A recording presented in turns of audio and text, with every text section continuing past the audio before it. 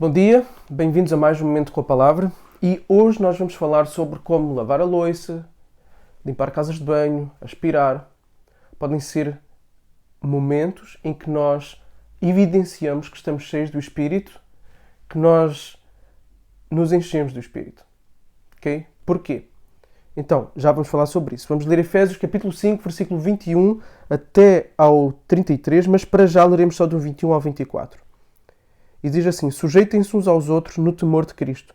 Esposas, que cada uma de vocês se sujeite ao seu próprio marido, como ao Senhor. Porque o marido é a cabeça da esposa, como também Cristo é a cabeça da igreja, sendo ele próprio o Salvador do corpo. Como, porém, a igreja está sujeita a Cristo, assim também a esposa se sujeita em tudo ao seu próprio marido. Então, Paulo tinha estado a falar sobre a importância, sobre a necessidade do cristão estar cheio do Espírito. Porquê? Porque da mesma forma como o vinho, quando tomado em quantidade excessiva, faz com que a pessoa perca o domínio de si e o vinho, domina a pessoa, quando a pessoa se enche do Espírito, o que a domina, aquilo que se torna prioridade na vida da pessoa, aquilo que vem ao de cima no comportamento, na forma de pensar, na forma de estar da pessoa, é quem o Espírito de Deus é. Deus é verdade, Deus é amor, Deus é alegria, Deus é compaixão, Deus é perdão, Deus é paciência. Então a pessoa vai ser dominada por todo esse fruto do Espírito. Isso é ser cheio do Espírito, é ter o fruto do Espírito em abundância, que sai por todos os poros. Okay? E Paulo vai dizer para vocês se encherem do Espírito, para evidenciarem também que são cheios do Espírito, falem uns aos outros, hinos, cânticos espirituais, cantem de coração a Deus. E ele agora no versículo 21 vai trazer mais um elemento, sujeitando-vos uns aos outros no temor de Cristo. Okay? A sujeição mútua, o serviço mútuo, é no amor sacrificial, intencional entre as pessoas que nós evidenciamos a presença do Espírito Santo, a presença sobrenatural. Okay? Porque perdoar é sobrenatural. Ter compaixão também o é, ok? A paciência, a bondade, o amor, o fruto do Espírito evidencia-se, não eu sozinho no meu quarto com Deus, não se evidencia tanto aí, mas evidencia-se especialmente, principalmente, no contexto de relacionamentos, ok? E por isso que Paulo vai falar agora de vários tipos de relacionamentos. E vai começar pelo casamento. Vai falar do marido e da esposa. E vai dizer que tem que haver este evidenciar-se da presença do Espírito no contexto da família. Primeiro vai falar às esposas. Esposas, cada um de vocês se sujeite ou seja submissa, como dizem outras versões. Agora, eu sei que este é um tema complexo que dói aos ouvidos nos dias de hoje, ok? Para aquela altura em que Paulo escreveu, não era novidade. Okay? Paulo não estava a ser contracorrente relativamente a este assunto, mas já vamos ver depois onde é que Paulo foi contracorrente, tá bom? Porque o Paulo escreve isto num contexto. Então, Paulo diz às esposas para se sujeitarem aos seus maridos. E depois dá a razão. Porquê? Porque o marido é a cabeça da esposa, ou seja, o marido é o líder da esposa. E aqui este argumento de Paulo é um argumento criacional. Vem desde lá da criação, ou seja, antes da queda. Não vale dizer que isso só aconteceu depois do pecado. Não. O que aconteceu depois do pecado foi uma distorção destes relacionamentos. Em que o homem, tal como Adão foi, às vezes é omisso. O homem tem tendência para a omissão e tem tendência para o autoritarismo. Ok? Autoritarismo. E o autoritarismo é uma expressão também de omissão, porque o homem quer que aconteça sem que ele se dê para que as coisas aconteçam, ok? Sem que ele se doe para que as coisas aconteçam, sem que ele esteja presente de forma ativa, amorosa, sacrificial, servil para que as coisas aconteçam. Então, o autoritarismo é uma forma de omissão, ok? Então, o homem tem tendência para ser omisso e a esposa, a mulher também, à luz da distorção do relacionamento entre homem e mulher que aconteceu por causa do pecado, tem a tendência do desejo dela ser para o seu marido, ou seja, de dominar o seu marido. Então, antes da queda, o homem foi colocado já como líder e a esposa como aquela que vai e entra na mesma missão do seu marido. E Paulo não vai definir aqui a submissão. A única coisa que Paulo vai trazer que acaba por entrar como um sinónimo a submissão está lá no final do versículo 33. E que a esposa respeite o seu marido. Então a esposa deve procurar respeitar o seu marido, e este é o mais próximo da definição que Paulo traz aqui, o respeito a quem o marido é. Então a razão é criacional, e depois Paulo vai fazer uma comparação. A esposa deve sujeitar ao marido como a igreja se sujeita a Cristo. A igreja ama Cristo e por isso quer seguir Cristo. A igreja reconhece que Cristo deu tudo por ela, por isso ela quer dar tudo a Cristo. A igreja quer ouvir a voz do seu pastor para saber por onde deve andar. A igreja quer sentir-se segura. A igreja quer sentir amparada. A igreja por vezes não vai compreender a direção que Cristo, o noivo, dá, mas ainda assim ela vai obedecer. Então a esposa deve ser assim também. Deve ouvir a voz do seu marido. Deve seguir as orientações do seu marido. Okay? Então, nós encontramos aqui um pedido de submissão por parte da mulher, não a todos os homens, mas ao seu marido. E também não em todas as circunstâncias. Isto podemos ver pelo escopo das Escrituras. Se o marido exigir algo que fira a vontade de Deus, as mulheres não devem obedecer. Se o marido exige algo que coloca a saúde da esposa em risco, a esposa deve procurar ajuda, seja junto da sua comunidade local, seja em situações mais graves, junto da própria justiça. Tá bom? Então, a sujeição não é ser capaz. A mulher não é para ser pisada pelo marido. E isto leva-nos ao ponto a seguir. Versículo 25.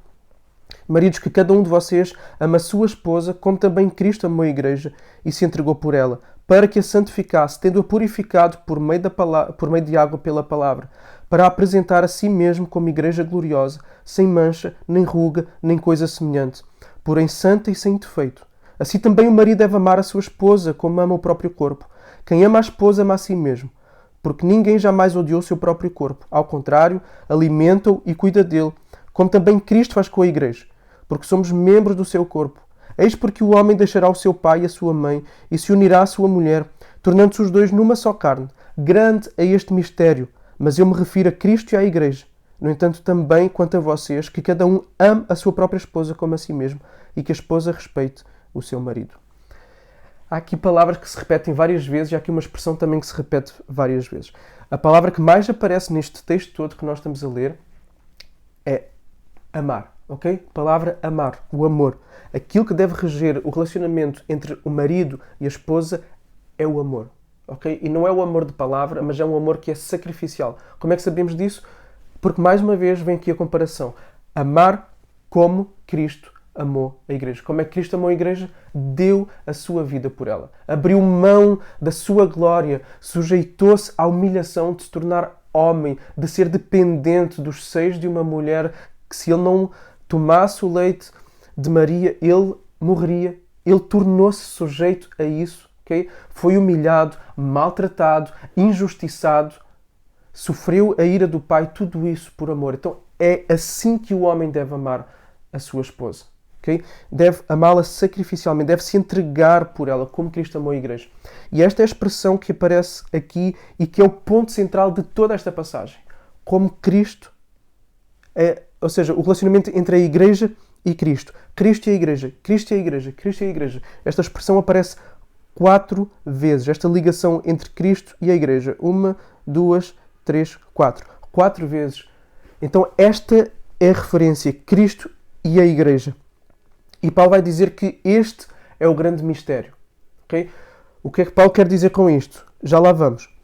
Então, da mesma forma que Cristo santifica a igreja, da mesma forma que Cristo alimenta pela palavra a igreja, lava, purifica a igreja por meio da palavra, o homem, o marido, é chamado a fazer o mesmo com a sua esposa. O homem deve ser cheio da palavra, deve ser cheio da vivência da palavra. Não estou a falar de conhecimento intelectual só. Estou a falar da prática da vivência da palavra. E deve conduzir a sua esposa a viver desta forma. Deve santificá-la. O que é santificar? É levar alguém a amar mais a Deus e a amar mais ao próximo. Então, objetivo do marido. Maridos, ouçam isto. Esposas, ouçam isto. Exijam isso dos vossos maridos. levar as suas esposas a amarem mais a Deus e a amarem mais o seu próximo. E o marido faz isto como? Pelo seu exemplo, pela sua doação, mostrando como é que se faz. Ele doa sacrificialmente a ela, ok? E doar sacrificialmente não é dar a vida pela esposa, não é só ir na rua, vem um assaltante com uma pistola, salta para a frente da bala, recebe a bala, morre por ela. Não, amar sacrificialmente é amar nas coisas da vida que às vezes custam mais do que dar a vida num instante no meio da rua. Lavar a louça, limpar a casa de banho, ajudar com as crianças, ok? Trazer o sustento para casa por meio de um trabalho que não nos traz realização nenhuma, mas ainda assim é forma de cuidar da nossa família, ok? Então, amar sacrificialmente é isto, é o que nos dói, é abrir mão dos nossos direitos, é o que sai do pelo, ok? Então, somos chamados a amar as nossas esposas desta forma e também por meio da palavra. E aqui, maridos, por favor, pastoreiem as vossas esposas. Pastoreiem-nas, abram a Bíblia com elas, orem com elas, instruam-nas, ok? Leiam a Bíblia com elas diariamente. Esse é o vosso trabalho. Vocês são os pastores, são os sacerdotes do lar. Cuidem da alma delas, cuidem das emoções delas. E depois Paulo vai dizer que toda a gente cuida do seu próprio corpo, seja fisicamente, emocionalmente, espiritualmente. Todos cuidam do seu corpo. E por isso Paulo vai trazer aqui o texto de Gênesis que o marido se uniu à mulher e se tornou uma só carne com ela. Portanto, ao cuidar do seu próprio corpo, ele tem que também cuidar daquela que é parte do seu corpo agora, que é a mulher. Então ele tem que alimentá-la, tem que prover para o lar. Não pode ser preguiçoso de forma nenhuma. Não pode ser esquisito no trabalho que vai ter. Tem que cuidar dela emocionalmente. Tem que ter momentos de qualidade. Olhar nos olhos dela. Não é estar junto do lado... não é estar junto, ao lado, ver uma série e dizer que bom, já tivemos um momento de qualidade. Não, as esposas nunca ficam satisfeitas com isso. Elas querem olho no olho, conversa, ok? Exclusividade. Então cuida emocionalmente dela, ouve os dilemas dela, procura orientar segundo a Bíblia. Cuida espiritualmente, já falámos sobre isto. E o ponto que eu quero destacar aqui é que a referência de tudo isto é sempre Cristo e a Igreja, porque esse é o mistério. Paulo está aqui a trazer algo novo. É que desde lá do Éden, o relacionamento entre o homem e a mulher é uma flecha, uma luz que aponta para o relacionamento entre Cristo e a Igreja. A referência é Cristo e a Igreja. Cada casamento deve ser um farol daquilo que é o relacionamento entre Jesus e a Igreja. Deve ser uma vitrine.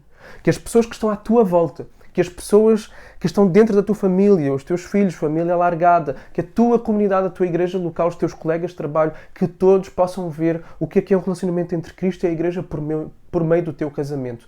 Em que tu, mulher, amas e respeitas o teu marido e tu, homem, serves a tua esposa sacrificialmente, dando tudo pela alma dela, pelo corpo dela, pelas emoções dela, para que ela floresça no amor a Deus e no amor ao próximo. Isto é ser cheio do Espírito, tá? Ser cheio do Espírito começa em casa. Não é na igreja, num culto, não é num momento de êxtase. Ser cheio do Espírito é isto aqui. Que depois pode transbordar num culto, pode transbordar em momentos de êxtase, etc. Mas se não houver um lar assim, não me falem de ser cheio do Espírito. É treta, é vazio, ok? Não serve para nada, é inútil, não glorifica a Deus. Começa aqui, com os maridos, com as esposas. E depois vamos ver mais à frente com os filhos também. Então, vamos lidar com aquilo que precisamos de lidar nesta mudança de hábitos que precisamos ter dentro da nossa casa, tá bom? Então acho que já temos muito material aqui para trabalharmos nas nossas vidas. Faz intencionalmente coisas concretas, objetivas, para que mudanças surjam. Deus te abençoe e até amanhã.